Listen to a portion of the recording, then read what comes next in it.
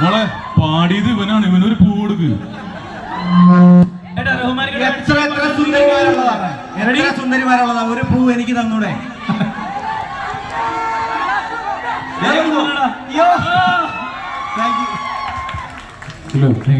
അപ്പൊ രോമാരുടെ അടിച്ചൊളി പാട്ട് നിങ്ങൾക്ക് അറിയാവുന്ന വരികളാണ്, നിങ്ങൾ പാടണം. റെഡി? ഒരു മധുരക്കിനാവിൻ ലഹരിയിലെങ്ങോ കുടമുല്ലപ്പൂ വിരിഞ്ഞു, അതിലായിരമാശകളാൽ ഒരു പൊൻവർ നെയ്യും തേൻവണ്ടു ഞാൻ അലരേ, തേൻവണ്ടു ഞാൻ.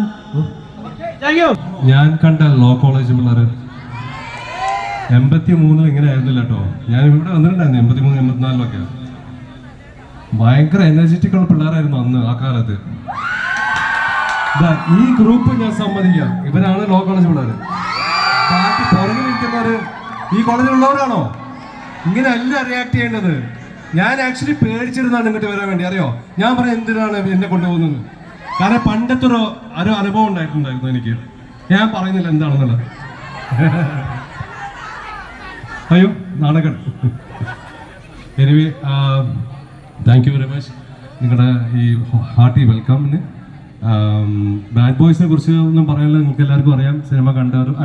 ആൻഡ് ഇതിൽ എന്താ പറയുക, നിങ്ങൾക്ക് അല്ലെങ്കിലും എനിക്കിതൊരു വ്യത്യസ്ത ഒരു സിനിമയാണ്. പ്രിയരെ, ഞാൻ പഠിച്ചത് തൊട്ടപ്പുറത്തുള്ള കോളേജിലാണ്, മഹാരാജാസ് കോളേജിലാണ്. എൻ്റെ ജൂനിയറാണ് ബിബിൻ ജോർജ്, മഹാരാജാസിൽ തന്നെയാണ്. അപ്പോൾ യഥാർത്ഥത്തിൽ അവിടെ ഇവിടെയൊക്കെയുള്ള പ്രകൃതിയുടെ ഭംഗി എന്ന് പറയുന്ന ഒന്ന് തന്നെയാണ്. പക്ഷെ ഇങ്ങോട്ട് എനിക്ക് അഡ്മിഷൻ കിട്ടിയില്ല. ലോ പഠിക്കാൻ വേണ്ടി ബാംഗ്ലൂർക്ക് പോകേണ്ടി വന്നു. പക്ഷേ ഈ ഒരു കോളേജിൽ കയറാനുള്ളൊരു ഭാഗ്യം ഇപ്പോൾ എനിക്ക് കിട്ടിയതിൽ വളരെ സന്തോഷമുണ്ട്. എൻ്റെ ഒരുപാട് സുഹൃത്തുക്കൾ ഇവിടെ നിന്ന് വന്നിട്ടുള്ളവരാണ്. മഞ്ജുവും നമ്മുടെ PR ആണെങ്കിലും മഹാരാജാസിൽ സ്റ്റുഡൻറ്റ് തന്നെയാണ്. അപ്പോൾ അതുകൊണ്ട് നമ്മളൊക്കെ നെയ്ബേഴ്സാണ്.